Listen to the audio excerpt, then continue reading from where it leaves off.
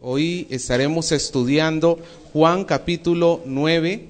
Entramos a este capítulo 9, versículo del 1 al 12. Una historia muy conocida, la sexta señal del Señor Jesús. Usted se acuerda que el Evangelio de Juan, ¿cuántas señales manifiesta el Señor? ¿Se acuerda que lo dijimos en algún momento? 7 señales. Son 7 señales que el Señor manifiesta en este Evangelio de Juan. Y estas son milagros, claro que sí, pero no son milagros por hacer milagros. El Señor no era un milagrero, por decirlo así. Él, cuando hacía un milagro, era por un propósito. Y ese propósito, al incluir ese propósito, es que estos milagros se le llama señales. ¿Para qué sirve una señal? Cuando usted va en la calle y de repente no sabe para dónde ir y encuentra una señal, ¿qué le da esa señal? Guía, ¿no es cierto? Dirección, le da luz, por decirlo así. Le indica hacia dónde tiene que ir. Pues las obras del Señor Jesús, los milagros del Señor Jesús, no fueron hechos en masa y hacerlos por hacer.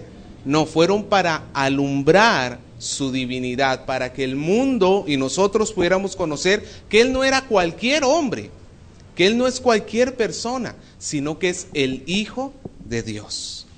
Y lo vamos a ver en esta sexta señal que está en Juan capítulo 9, versículo del 1 al 12.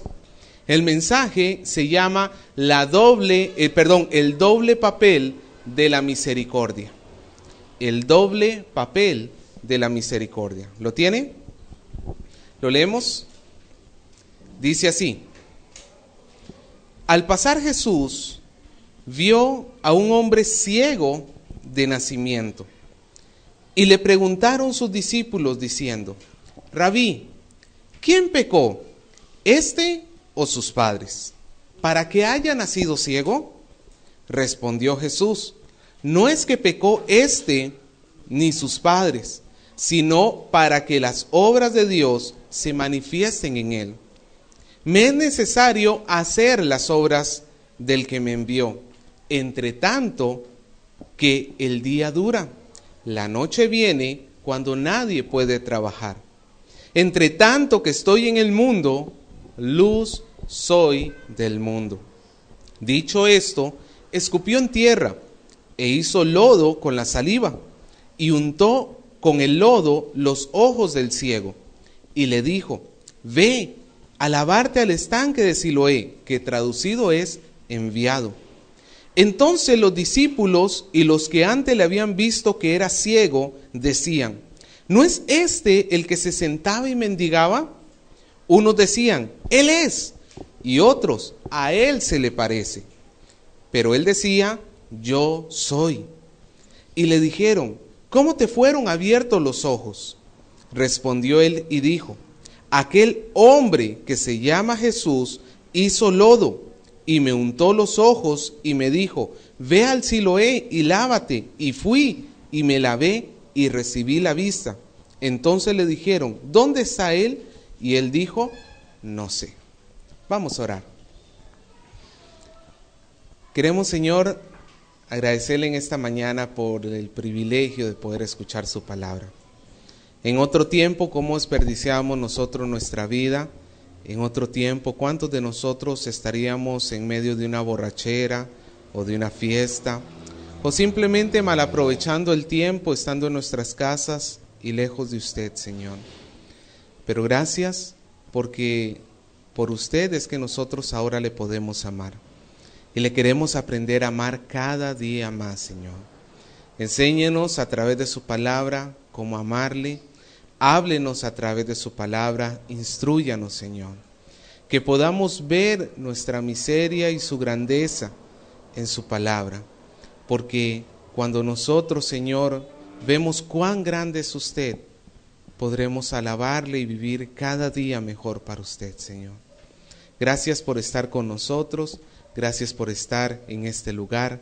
Oramos, Señor, pidiendo que usted nos bendiga en este mensaje y que usted me use, Señor, para poder llevar su palabra a su pueblo. Le doy las gracias en el nombre de Jesús. Amén. ¿Cómo se llama el mensaje, hermano? El doble papel de la misericordia. Usted sabe lo que es, hermano, un término que se está mencionando hoy mucho, perdón, que se escucha por ahí, que es la responsabilidad social. ¿Cuánto han escuchado sobre ese término? Responsabilidad social. ¿Sí? Yo estuve buscando, por ejemplo, la Wikipedia lo define, dice, es el término que se refiere a la carga, compromiso u obligación de los miembros de una sociedad, ya sea como individuos o como miembros de algún grupo, tienen tanto entre sí como para la sociedad en su conjunto.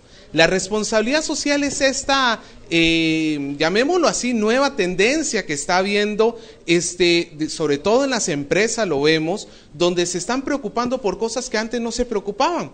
Por ejemplo, por el medio ambiente, y ahora tenemos productos, lo que se llama productos verdes o productos biológicos o amigables con el ambiente o orgánicos, ¿no es cierto? Productos que no afecten mucho la tierra, que ya la tenemos bastante malograda nosotros los seres humanos, ¿no es cierto? También, por ejemplo, hay responsabilidad social en la ayuda hacia personas necesitadas. Por ejemplo, hace poquito, bueno, la verdad que nunca lo oí, pero aquí en el anuncio aquí al frente, cruzando la carretera, hay una valla donde ponen anuncios publicitarios, y estaban publicitando hace un tiempo de un hombre de la farándula que estaba haciendo un programa donde le regalaba casas a personas de escasos recursos. Y eso es lo que podemos llamar como responsabilidad social. El cereal que yo compro, por ejemplo, últimamente está viniendo con una etiqueta que dice: si usted compra de esta caja, nosotros estaremos regalando una porción de cereal a niños de escasos recursos. ¿Es bueno o es malo eso? Es bueno. No podemos decir que es malo la preocupación por el prójimo. Incluso tenemos que recordar que esto, cuando el pueblo de Israel se olvidó del prójimo y no atendía a las personas necesitadas, Dios se los criticó y condenó muy duramente. Le leo, por ejemplo, lo que Dios les dijo en Jeremías capítulo 22, versículo 3. Dios le dijo así al pueblo de Israel cuando se olvidó de ayudar a los necesitados. Le dijo: haced juicio y justicia, librad al oprimido de mano del opresor, y no engañéis ni robéis al extranjero, ni al huérfano, ni a la viuda, ni derraméis sangre inocente en este lugar. Dios siempre ha tenido preocupación sobre las personas de poco recurso, las personas que están pasando por miserias, las personas que están pasando necesidad, y al pueblo de Dios le había mandado a que se preocuparan. Incluso se acuerda en Hechos 6 que el pueblo, la iglesia de Dios estaba atendiendo a las viudas, ¿se acuerda? Que hubo una diferencia entre las viudas hebreas y las viudas griegas, porque no se estaban distribuyendo los alimentos de igual manera, y hubo ahí un problema. Pero vemos a la iglesia que estaba atendiendo a las viudas, y las viudas en ese tiempo no es como las de hoy. Las de hoy, cuando muere el marido, ¿quién recibe a final de cuentas toda la herencia y todo el poder sobre todas las cosas? La esposa, ¿no es cierto? La viuda. Y si bien es cierto, no puedo decir que es en todos los casos, pero hoy en día la viudez no es un tema tan que necesariamente va a llevar a alguien a la miseria. Puede haber casos, pero no es en todos los casos. En aquel tiempo sí era así. Cuando una persona enviudaba, cuando una mujer quedaba viuda, prácticamente quedaba desprovista de todo. De todo. Quedaba, por decirlo así, en la calle. Y si no, y la gente no hacía nada por ellas. Los que empezaron a hacer algo por ellas fue justamente la iglesia del Señor Jesucristo. Nosotros tenemos ese llamado.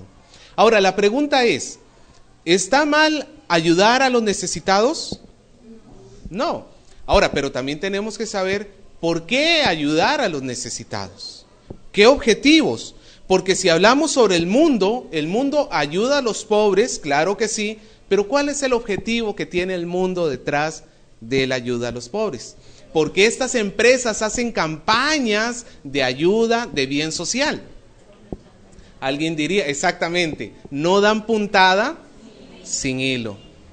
Hay un marketing en el fondo de eso, donde el asunto es mejorar la imagen que tiene la empresa delante de la sociedad.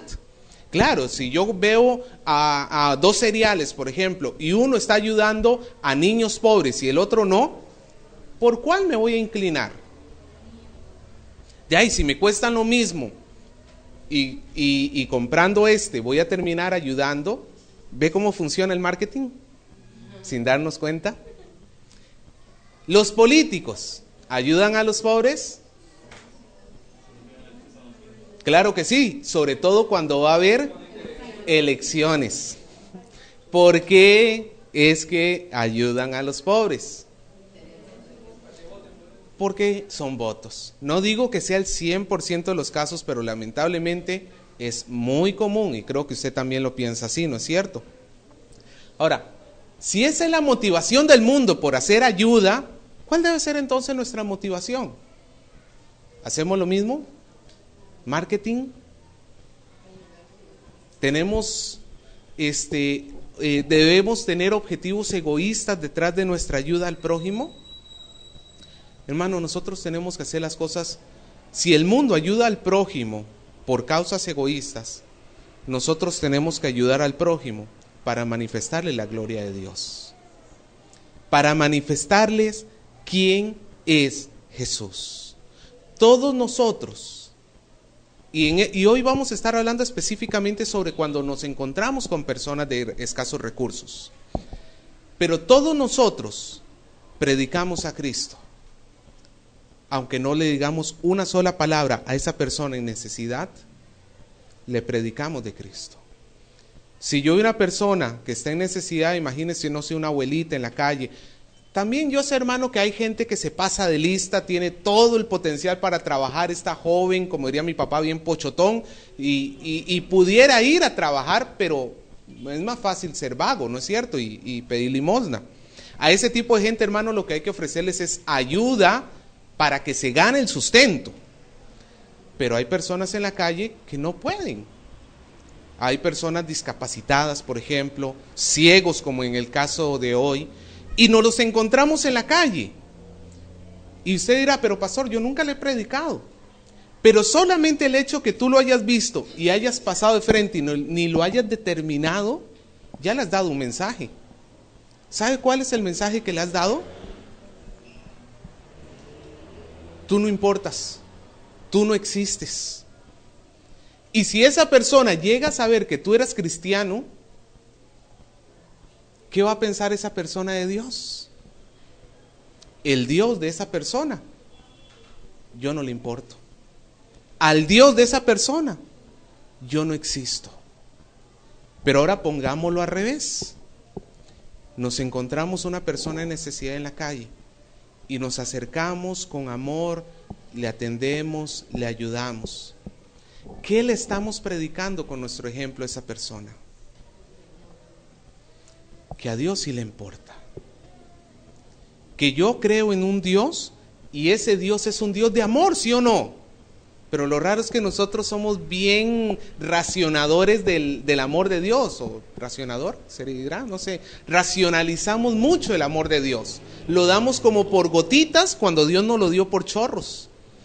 Y le damos solamente a las personas que queremos, pero al fumón que está allá afuera, que huele horrible porque lleva como 8 meses sin bañarse, más bien como que tratamos de evitarlo.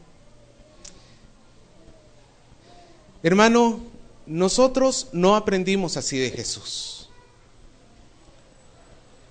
Es interesante ver cómo Jesús utilizó la oportunidad de ayudar a una persona, en este caso ciega de nacimiento, para mostrar quién es Dios.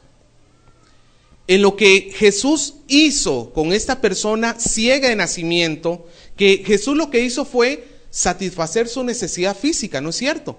¿Qué pasó con el ciego? Vio. abrió los ojos, logró ver, su necesidad fue satisfecha. Pero lo curioso es que a pesar de que esto es un hecho real y auténtico que sucedió hace 2000 años atrás, Juan y el mismo Señor Jesús lo utilizan como si fuera una parábola. O sea, lo que le ocurrió al ciego es una ilustración de lo que le ocurre al ser humano en su vida.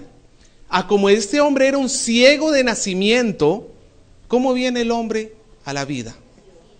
Espiritualmente ciego, muerto, no logra ver la luz, no puede ver la luz. Y a menos de que el Señor Jesús le abra los ojos, la realidad de este hombre nunca va a cambiar. Y esa ceguera le lleva a la miseria. Y solamente la misericordia de Dios es que cambia eso.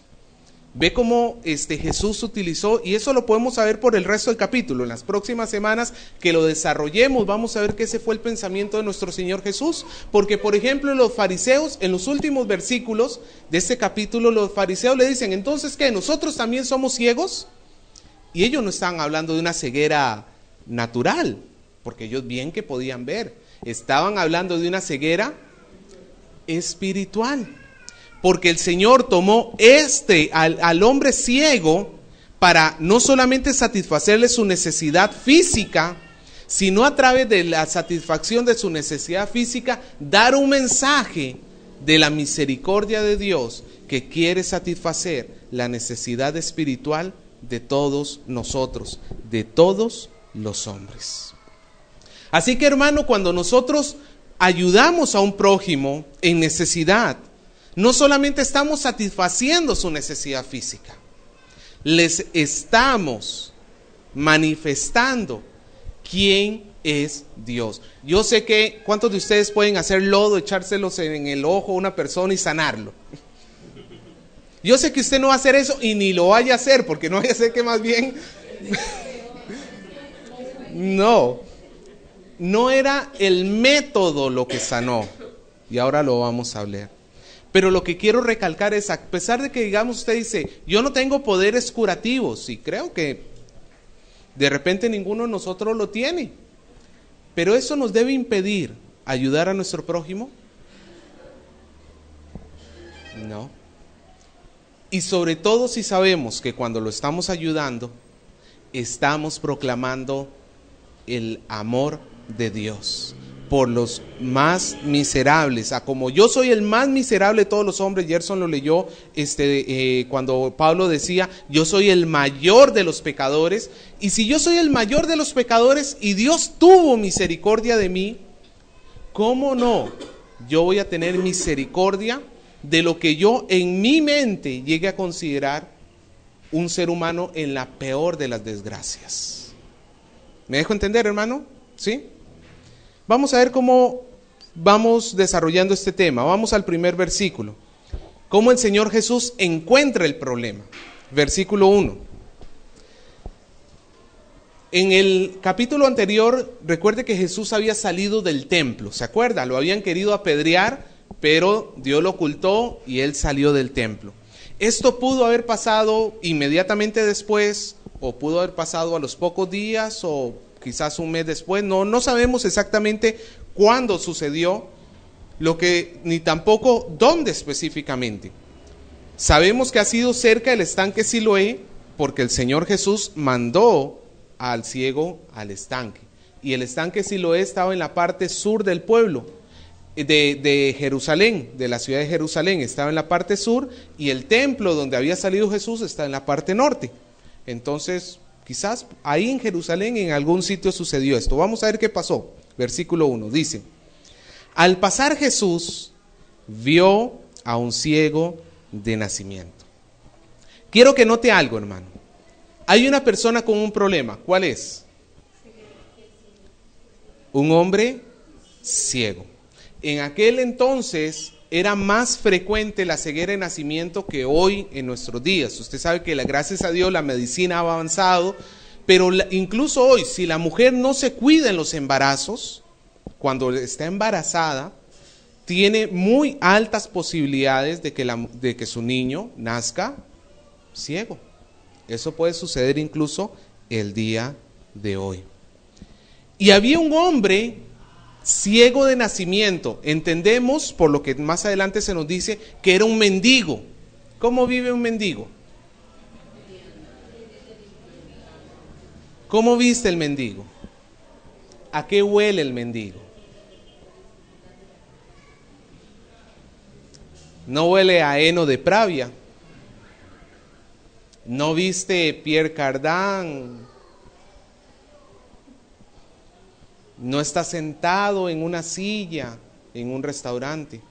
Este mendigo posiblemente estaba fuera del templo, porque ahí era donde usualmente iban los mendigos, ¿no es cierto? Tirado en harapos, en el piso, y oliendo a lo que puede oler una persona en la miseria. Y a diferencia de otros relatos donde es la persona en necesidad que de repente se acuerda de Bartimeo, que el ciego Bartimeo gritó, iba tras de Jesús gritando para que él lo atendiera. Aquí no vemos al ciego acercándose a Jesús. ¿A quién vemos que toma la iniciativa? Recuerde que Dios está utilizando esta historia para ilustrarnos lo que sucede en el mundo espiritual. No vemos al hombre ciego desesperado diciéndole: Señor, hijo de David, ten misericordia de mí, sáname. No, el ciego está en su ceguera, ni siquiera podía ver a Jesús. El que toma la iniciativa de acercarse al ciego, ¿quién es? Es Jesús. Lo cual nos muestra dos cosas. En lo espiritual, que ninguno de nosotros toma la iniciativa para buscar al Padre, para buscar al Hijo, sino que el que se acerca a nosotros, estando nosotros en la miseria, es el Señor Jesús. Nada de que encontré a Jesús. No, espérate, Él no estaba perdido. Nada de que hoy me acerqué al Señor. Bueno, está bien, tú te acercaste al Señor, pero lo que tienes que entender que antes que tú te acercaras, Él se acercó a ti. Pero en segundo lugar podemos extraer una enseñanza aquí para lo natural y lo normal y lo cotidiano de todos los días. El Señor Jesús no andaba de cacería de ciegos. Él nos dice que estaba pasando. Él no iba buscando, a ver, ¿a qué ciego sano hoy? No estaba haciendo una noche de gloria, no estaba haciendo un culto de milagros. No, ¿qué estaba haciendo el Señor? Caminando por la calle, viendo a la gente pasar, diría la canción. Ajá, ya los vi los ochenteros. El Señor Jesús iba caminando. Él no iba buscando ciegos. Pero cuando vio uno, no lo pudo ignorar. Yo no le pido a usted que salga a la calle buscando personas en necesidad. Si esa es su vocación, siga adelante. Pero el problema con nosotros, hermano, el problema no está que salgamos a buscar gentes en necesidad, porque ciertamente las hay. ¿Cuál es el problema nuestro? Que cuando los vemos, los ignoramos. Y el más espiritual de nosotros sacará 10 céntimos y se lo dará para calmar la conciencia. Y ya con eso, soy cristiano, no tenía que dar testimonio. ¿No es cierto? El Señor Jesús no ignoró la necesidad del hombre. Nosotros, hermanos, cuando vemos una persona en necesidad, no podemos simplemente pasar. Porque al hacerlo, como estábamos diciendo antes, estaríamos diciéndole a esa persona: ni a mí me importas, ni a Dios le importas. Pero si nosotros nos acercamos y atendemos, le estamos dando un mensaje positivo. Imagínese, hermano, lo que el Señor en ese tiempo rompió, y el Señor era especialista en romper barreras sociales. En aquellos días como en hoy, a nadie le gustaba estar cerca de un ciego o de una persona en miseria, un mendigo. A nadie le gustaba. Y cuando nadie quería ir, ¿Qué hizo el Señor? Fue. Nosotros, hermanos, nos restringimos. Tenemos que romper esas barreras sociales. El Señor Jesús comió con prostitutas, con pecadores, con publicanos que eran considerados traidores. Él hizo amistad con ellos. Él se relacionó con ellos a fin de manifestarles el reino de Dios. Hermano, nosotros queremos predicar. Incluso hay iglesias que dicen: hermanos, aquí vamos a predicar a los ricos. El Señor nos ha llamado a predicar a los ricos. Qué conveniente ese llamado. Santiago nos dice que si entra un hombre con anillo en la mano, bien vestido, y a ese cuando entra le decimos: ven, siéntate en la primera fila, toma el primer lugar. Pero atrás de ese entra un mendigo haraposo, oliendo feo, ¿no es cierto? Ya ese tíralo allá al fondo, cerca de la ventana, para que no huela tan feo. ¿Qué? ¿La Biblia valida ese tipo de actitudes? ¿Sabe por qué? Porque es una falta de amor. Déjeme decirle algo, en lo espiritual, nosotros apestábamos peor al Señor, delante del Señor Jesús, apestábamos peor por nuestro pecado, que lo que estas personas en lo natural pueden olernos mal a nosotros. Y si el Señor nos abrazó y nos cobijó, nosotros bien exquisitos, ¿no es cierto? No toco, no fúchila, dice alguno. Me mancho, me ensucio. Creo que tenemos buenos ejemplos en la historia de lo que son personas misericordiosas.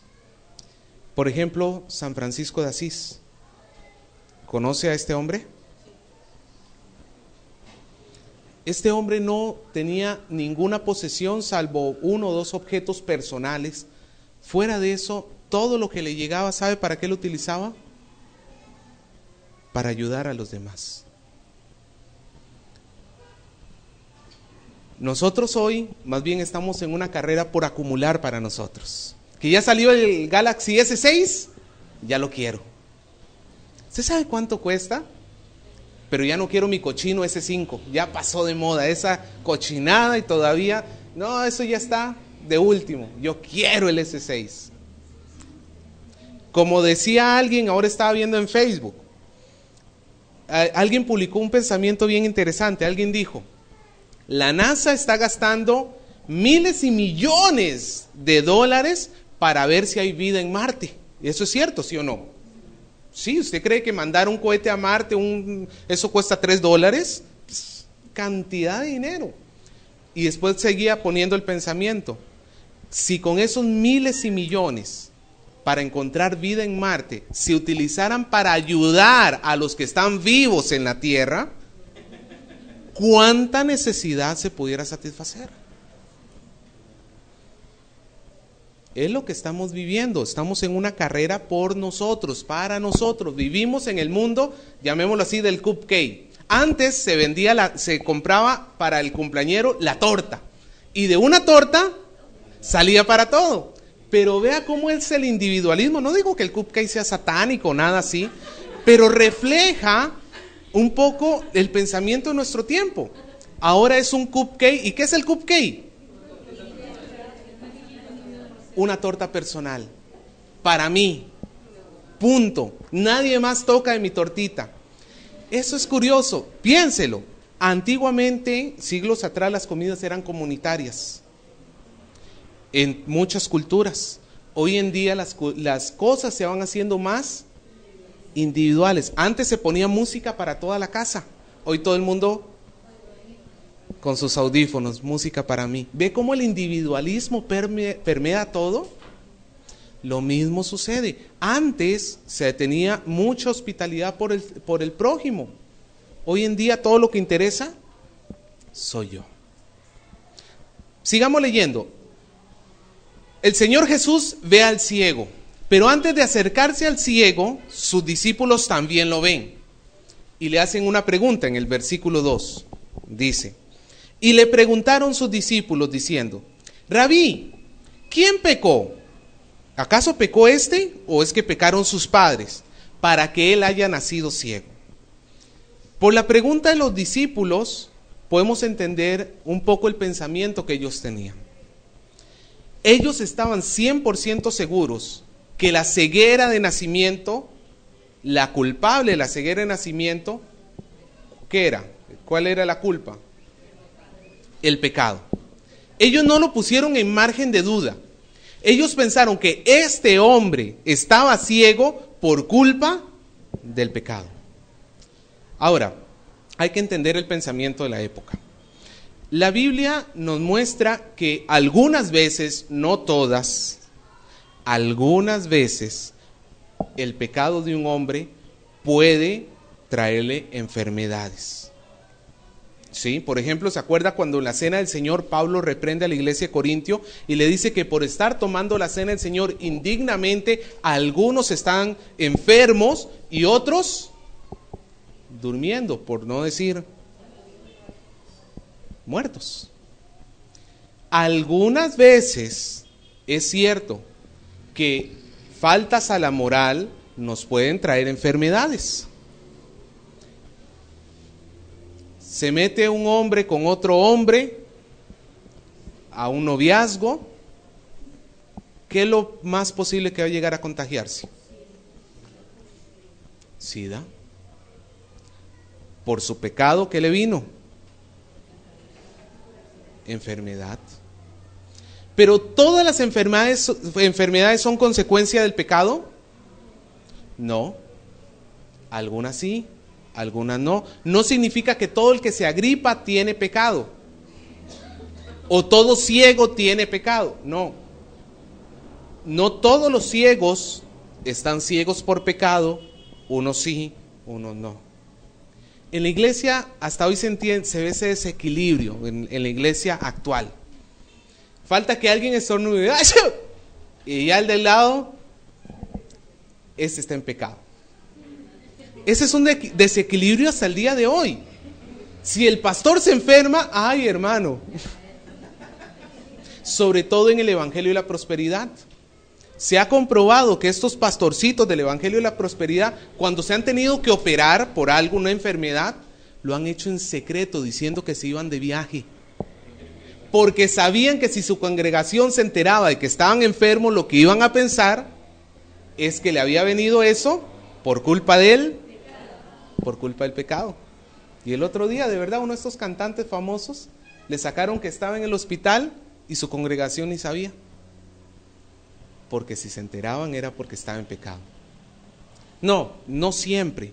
Jesús ahí en Siloé, en otro evangelio, nos dice que un día se cayó la torre Siloé y mató un montón de gente. Y Jesús dice, ¿ustedes piensan que se cayó la torre porque estos eran más pecadores? No, les digo que si no se arrepienten ustedes van a perecer igual que perecieron ellos. No se les cayó la torre porque fueran más pecadores. Hermano, no todos los pecados, no todas las enfermedades son producto de pecado. Y ellos tenían esta pregunta porque obviamente, a ver, este hombre, ¿cuándo se volvió ciego? De nacimiento, o sea, antes de que saliera del vientre de su madre ya estaba ciego. Si el pecado es el origen de su ceguera, entonces significa que este hombre, estando en el vientre, una de dos, o pecó, que eso es lo que preguntan los discípulos. ¿Pecó este? ¿O quién más? ¿O sus padres? Los judíos pensaban que un niño en el vientre podía llegar a pecar, basados en la historia que dicen que Esaú y Jacob se pelearon en el vientre de la madre. ¿Se acuerdan? Y entonces ellos tenían esa creencia que en el vientre ya un niño podía pecar. Y en todo caso, si no fue el niño que pecó, pues entonces fue el pecado del padre. Ahí está la maldición generacional, ¿no es cierto? El padre pecó, pero no es muy justo que Dios castigue al niño. Y ese es el rompecabezas que tienen estas personas en la cabeza. ¿Por qué este hombre está ciego? Ciego de nacimiento. Tuvo que haber un pecado antes para que este hombre fuera ciego. Hermano, interesante porque nosotros cuando vemos una persona con necesidad, a veces tendemos a hacer lo mismo, ¿no es cierto? A comenzar a darle vueltas. ¿Y de dónde le viene este pecado? No, este seguramente es un fumón porque se robó tal cosa y comenzamos a darle vuelta y hacerle toda la historia. Y el problema está que nos entretenemos tanto en la historia de esa persona que muchas veces podemos llegar a endurecer nuestro corazón y no prestarle la ayuda, o simplemente nos distraemos y no vemos la necesidad. ¿Qué es, a final de cuentas, lo urgente? ¿Averiguar de dónde provino su mal o resolverlo? ¿Qué era lo urgente en realidad? Jesús lo dice en el versículo 3.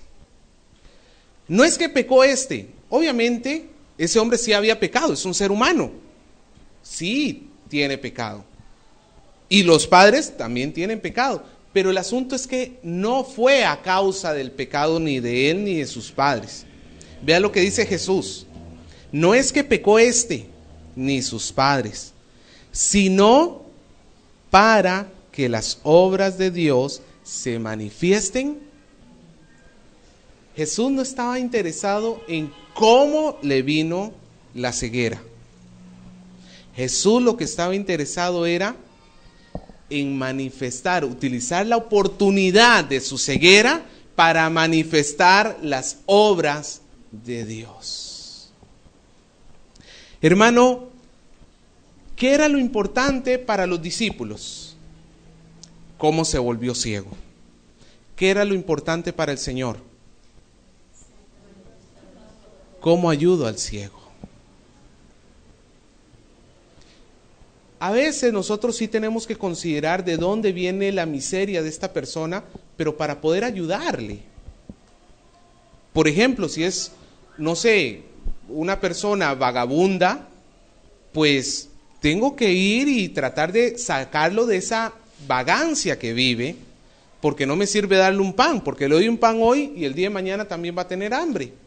Hay ocasiones en que sí conviene ir para atrás, pero con el fin de ayudarle. El Señor Jesús en este caso nos muestra que está bien, podemos retroceder, pero el asunto no está en el pasado, el asunto está en el hoy. ¿Qué hacemos hoy? Porque valgan verdades, hermano, cuando nosotros determinamos que alguien está así por su pecado, ¿qué tendemos a hacer? Se nos pone duro el corazón y no ayudamos. ¿Que mi tía no tiene ni para comer? Eso es porque se la pasa en los casinos. Bueno está que le pase eso. Es cierto, está mal por su pecado, pero ¿estará bien eso de alegrarnos en su desgracia? ¿Estará bien en eso de que no nos importe lo malo que está? ¿No deberíamos más bien en todo caso ayudarle a comer hoy y a salir de su problema de ludopatía, de jueguitos, de adicción a los juegos de azar? ¿Me dejo entender, hermano? Es como el que dice, y yo estaba meditando en eso, pasan en Facebook, por ejemplo, dicen, no dones tus centavos en las cajas de estos supermercados. Cuando uno paga, ¿no es cierto que te dicen, desea donar sus 3, 5 centavos? Usted sabe que 5 centavos, ¿quién los usa hoy? Estorban, ¿sí o no? Pero entonces dicen, dónelos, ¿no es cierto? Para ONGs que ayudan a niños. Pero publican en Facebook y dicen, no dones tus centavos en estos supermercados porque ellos se descuentan de sus impuestos. Eso que tú les das, lo hacen pasar como propio y se descuentan luego de los impuestos. Bueno, hasta ahí lo entiendo. Pero entonces, nosotros, si yo digo, entonces, ya no doy más porque estos me roban y presentan como suyo lo que es mío, está bien, si no lo vas a hacer por ese medio, no lo hagas. Pero entonces deberías buscar un medio por el cual hacerlo. El problema es que nosotros decimos, no, ya no hago por este lado, pero ya no lo hago por ningún lado. Le damos tantas vueltas a la necesidad del prójimo que a la última hora no ayudamos. Y lo que nos dice el Señor Jesús es que más importante es ayudar. ¿Por qué? Porque en la ayuda que nosotros demos, estamos proclamando cuán grande y amoroso es nuestro Dios. ¿Cuántos conocen al Dios de amor? ¿Cuántos conocen a ese Dios de la Biblia que nos dice, y aún siendo nosotros pecadores, Cristo murió por nosotros? Pero nosotros buscamos ayudar al prójimo entre tanto que él no tenga la culpa de su desgracia. No, hay que ayudar a todos. ¿Tiene la culpa? Ayúdelo. ¿No tiene la culpa? Ayúdelo. Sigamos leyendo. Versículo 4. Jesús dice, me es necesario hacer las obras del que me envió, entre tanto que el día dura, la noche viene cuando ya nadie puede trabajar. Jesús nos está diciendo que la oportunidad hay que aprovecharla. Ahora, en la Reina Valera, el versículo 4 comienza diciendo, me es necesario, ¿cierto? La mejor traducción no sería me es necesario. La mejor traducción sería nos es necesario. Jesús hablándole a sus discípulos. Porque si nada más es una responsabilidad del Señor Jesús, los discípulos podían decir, ah bueno Señor, anda con lo tuyo. Haz la obra del que te envió. Y por tanto no es mi obra, no es mi responsabilidad.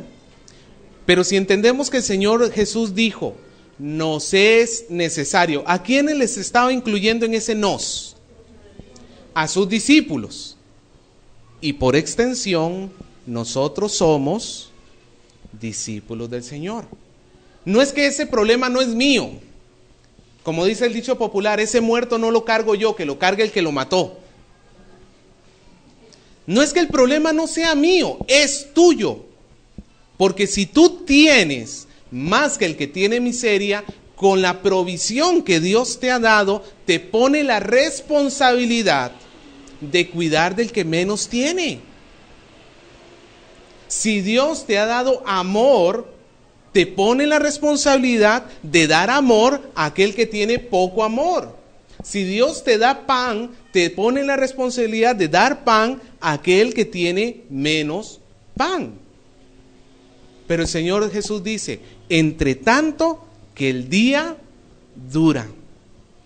Obviamente ese es un simbolismo, Jesús no está hablando de ese día en específico. Cuando Jesús dice, entre tanto que el día dura, está hablando de la vida. Hay que hacer la obra. Jesús tenía que hacer la obra de su Padre. ¿En cuándo? Mientras que estuviera con vida. Un día iba a llegar a la cruz. Y en el momento en que Él dijera, consumado es, ya se acabaría el día del Señor. Él ya no estaría en la tierra más como estuvo al principio. Es cierto, resucitó, pero ya no anduvo sanando a los enfermos, ¿se da cuenta? Después de la resurrección, Jesús ya no anduvo sanando a los enfermos. No porque no tuviera el poder, simplemente porque hasta ahí Dios le había indicado que lo hiciera. Hasta ahí. Pero, por eso Jesús dice, cuando viene la noche, nadie puede trabajar. Dios nos ha dado un día para que nosotros hagamos el bien. ¿Sabe cuál es ese día? La vida que tenemos. Mientras tú tengas vida, tienes la oportunidad de hacerle el bien a tu prójimo.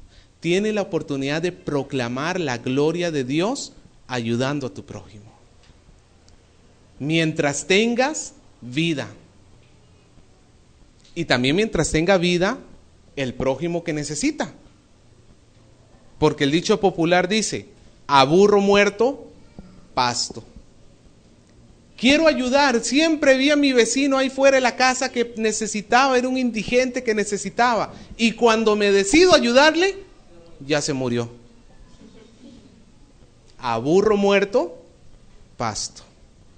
Se le acabó el día. ¿Cuánto va a durar su vida? Si usted me da algún número, ¿lo puede certificar? Hoy tenemos vida, ¿sí o no? No ignoremos hoy las necesidades de nuestro prójimo. Entre tanto que el día dura, vea lo que dice en el versículo 5. Entre tanto que estoy en el mundo, ¿qué dice el Señor Jesús? Soy la luz del mundo. Claro, entre tanto que Él está en el mundo, Él es la luz. ¿La luz en qué sentido? La luz, hermano, en el sentido que el Señor nos mostró cómo es Dios. El amor de Dios se manifestó en Él, ¿sí o no? La generosidad, la misericordia, la gracia de Dios se manifestó en Él. Si Él hubiera visto al ciego y lo hubiera apedreado, criticado o tan siquiera ignorado, no estaba manifestando cómo era Dios. Pero ahí donde ve el ciego y Él se acerca, Él estaba dándole luz al ciego de cómo es el Señor. Ahora, Jesús dice, entre tanto que estoy en el mundo, luz soy del mundo. El Señor con sus obras mostraba cómo es Dios. Pero déjeme decirle algo, por el momento, el Señor no está en la casa, no está en esta tierra. Nuestro Señor ha salido, sabemos que va a regresar, pero no nos dejó la luz apagada en la tierra. Hay unos quienes han sido escogidos para hacer luz en esta tierra. Hay unos que han sido escogidos para manifestarle al mundo cuán amoroso es nuestro Dios. ¿Y sabe quiénes son esos unos? Haga el dedo así. Y ahora vuélvaselo así. ¿Sabe quién es ese unos que ha sido escogido para hacer luz del mundo? Este pechito que está acá, dijo. Usted y yo. Mateo 5:14. El Señor Jesús dice, si lo busca conmigo se lo agradecería muchísimo. Mateo 5:14.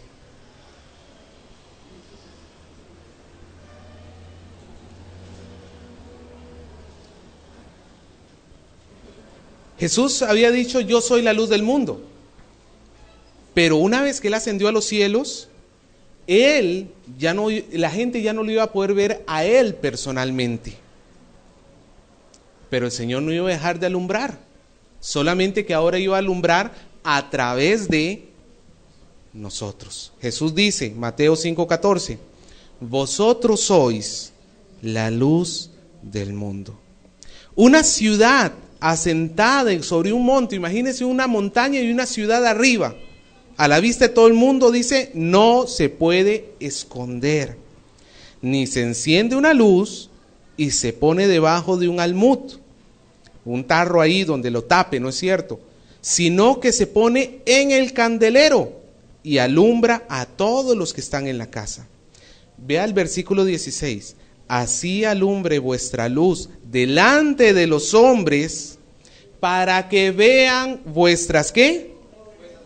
Vuestras buenas obras y glorifiquen a vuestro Padre que está en los cielos. La pregunta es, ¿nosotros con nuestras obras hacia los necesitados estamos haciendo que la gente se glorifique al Padre que está en los cielos? Si no, la gente, cuando nosotros vemos a una persona en necesidad, no termina glorificando, es porque no fuimos luz. No les mostramos al Dios de amor y de misericordia que profesamos conocer. Fuimos tinieblas porque no les atendimos. El Señor sabía que Él no iba a estar en la casa por siempre, porque Dios lo había determinado así. Pero encendió muchas luces a lo largo de todo el mundo y una de esas luces es usted. Y esa luz tiene que manifestar la misericordia del Señor. Ahora, vamos al versículo 6, otra vez a Juan, por favor. Regresamos a Juan. El Señor Jesús hasta aquí habló. Ya basta de hablar, no nos quedemos solo en palabras, ahora hay que actuar. Versículo 6. Dicho esto, y anote la receta, escupió en tierra e hizo lodo con la saliva y untó con el lodo los ojos del ciego y le dijo, ve a lavarte al estanque Siloé, que traducido es enviado. Fue entonces y se lavó y regresó viendo. Hermano, entonces cuando usted encuentra un ciego, ¿qué tiene que hacer? No vaya a hacer eso. Alguno dice, ¿y por qué saliva? ¿Y por qué lodo? Es que la saliva del Señor era milagrosa. Y por eso la gente anda con el agua del río Jordán, con la estaca de la cruz, y porque ponemos la confianza en los objetos. No, la saliva del Señor Jesús no hizo nada por el ciego. ¿Sabe lo único que hizo? Darle un motivo para irse a lavar, porque ya estaba sucio. Eso fue lo único que hizo la saliva y el lodo. Darle un motivo para que obedeciera al Señor. Es lo mismo que sucedió en el huerto del Edén, cuando el Señor les dice, no toquen de este árbol. ¿Usted cree que el fruto era mágico? No, el fruto era un fruto normal, común y corriente. Lo que el Señor esperaba era la obediencia. Cuando se acuerda el leproso Naamán cuando fue a donde el profeta, y el profeta ¿qué le dijo? Para sanarte, vete y sumérgete 7 veces en el río Jordán. Y él dice, los ríos de mi tierra son más bonitos que el Jordán, ¿qué va a ser mejor en el de mi tierra? No, le dice su criado, dale caso, por último, ¿qué pierdes? Está haciendo calor, te mojas ya. Ahí donde obedeció, no fue el río Jordán el que lo sanó. Donde obedeció y se sumergió 7 veces, ¿sabe cómo salió? Dice que piel como de bebé. Para las mujeres que quieren, vayan al río Jordán y sumérjanse 7 veces. No, ¿cuál cirugía plástica, hermana? 7 veces en el Jordán. No, eso no es lo que lo sanó. Fue la obediencia. Que el Señor dijo y él actuó. El Señor mandó y el hombre obedeció. El Señor agarró, imagínense la escena, de repente los discípulos ahí, y el Señor Jesús agarra lodo, se lo embarra en las manos y al ciego. Y luego le dice, vete al estanque del Siloé. Ni siquiera lo mandó nadie, el pobre ciego ahí buscándosela. ¿Cómo habrá hecho? No sé. Pero lo mandó. El ciego iba ciego. Después de que le puso el barro, iba ciego. Entonces no fue el barro el que lo sanó. Pero cuando se lavó en el estanque, recobró la vista. ¿Significa que fue el estanque? Tampoco. Lo que pasó es consecuencia de la obediencia a Dios. Quizás el mal de este hombre no fue causado por un pecado, pero ciertamente el bien que le vino a causa de la obediencia. Hermano, es interesante que nosotros podamos ver cómo el Señor actúa en este caso. Nosotros, cuando estamos delante de una persona con necesidad y cuando le satisfacemos su necesidad física, ahora sí tenemos ocasión para poderle predicar del Evangelio. Ya le mostramos en la práctica cuánto nos ama Dios. Y ya luego nos va a poder entender el Evangelio. Y ya nosotros podremos decirle, vete y lávate en el estanque del Siloé, por decirlo así. Vete donde el Señor Jesús, para que creas. Ya si cree o no cree, eso el Espíritu Santo es el que tiene la decisión final. Nosotros no. Ahora, en lo espiritual, ¿cómo se llamaba el estanque? Siloé. Pero Juan nos aporta algo. ¿Qué significa el nombre Siloé en hebreo? ¿Quién era? O sea, enviado. El nombre se llamaba enviado porque era el sistema de fuentes donde salía agua de una fuente que estaba fuera de la ciudad y era enviada esa agua dentro de la ciudad. Por eso se llamaba enviado, Siloé. Pero ¿se acuerda que el Señor Jesús constantemente en el Evangelio de Juan ¿cómo se llamaba él a él mismo? El enviado del Padre. Nuevamente véalo en la esfera espiritual. Este hombre ciego de nacimiento, que la ceguera lo llevó a la miseria, el Señor Jesús lo sana. Y la única forma que esta persona se sane es que esta persona vaya ¿a dónde? Al enviado. Y yendo al enviado, recibirá la vista. Eso, vea el mensaje que el Señor le estaba enseñando por parábola a este hombre. Tú estás ciego, pero si vienes al enviado, verás. Más adelante, al final de este versículo, veremos que eso se cumplió. Al final de este capítulo, veremos que eso se cumplió. Los ojos de este hombre no solamente se abrieron en lo natural, porque vio al Señor Jesús cara a cara, sino que terminó creyendo en Él. Terminó quitándosele la ceguera espiritual. Ahora, imagínense una persona en la calle, que tú te le paras y le dices, Dios te ama, Dios te cuida, Dios quiere salvarte. ¿Me regalas una moneda? No.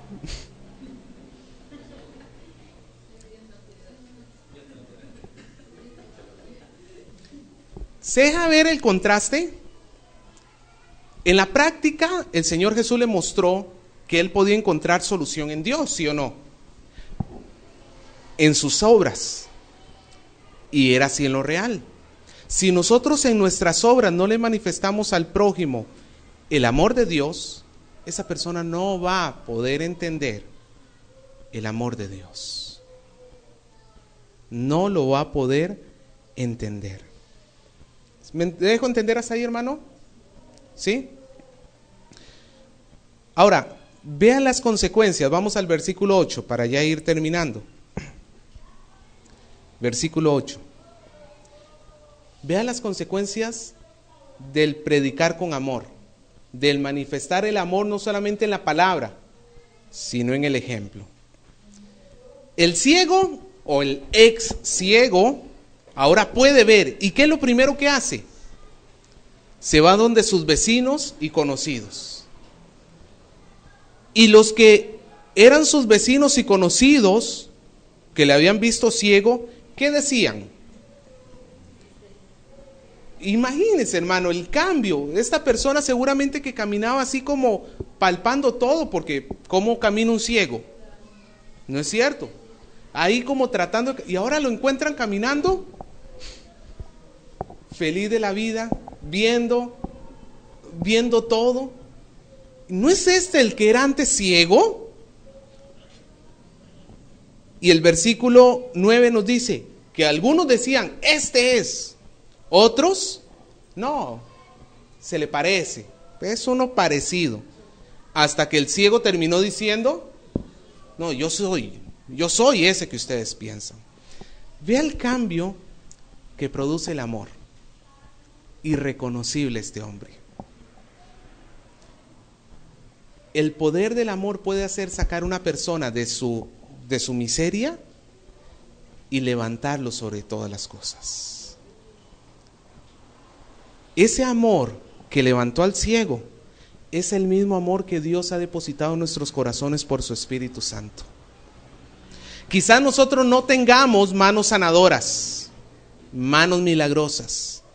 Quizás nuestro barro no va a sanar a nadie, ni nuestra saliva, ni mandarlos aquí a la fuente de la Municipalidad de La Perla. Imagínate, vete y lávate ahí al Parque La Perla, le dices. Quizás eso no va a sanar a nadie, pero nuestro amor por el necesitado ciertamente los puede volver irreconocibles. Ciertamente donde hay amor se pueden lograr muchas cosas. Y terminamos con esto, curioso. Ahora el ciego pudo dar testimonio. Versículo 10, y le dijeron, ¿cómo te fueron abiertos los ojos? ¿Y él qué hizo? Habló lo que supo. Aquel hombre que se llama Jesús hizo lodo, me untó en los ojos y me dijo, ve al Siloé y lávate. Y fui y me lavé y recibí la vista.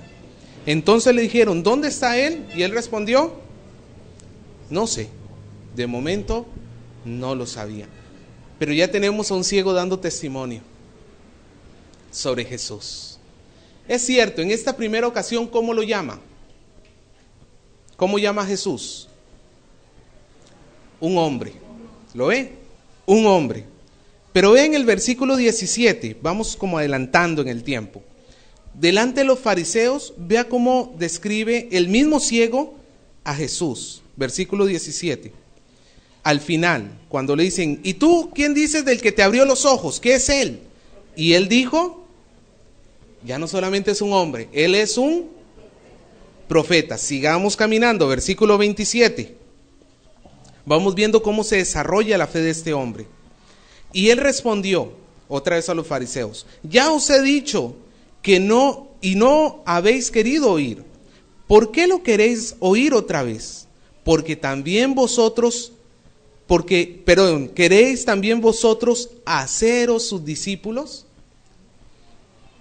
¿Cómo lo describió? ¿Quién tiene un discípulo? Un maestro. Vamos avanzando. Antes era un simple hombre, ahora es un profeta y maestro. Versículo 32. Desde el principio no se ha oído decir que alguno abriese los ojos a uno que fuese ciego de nacimiento. Si éste no viniera de Dios, no podría hacerlo. ¿Cómo describe a Jesús?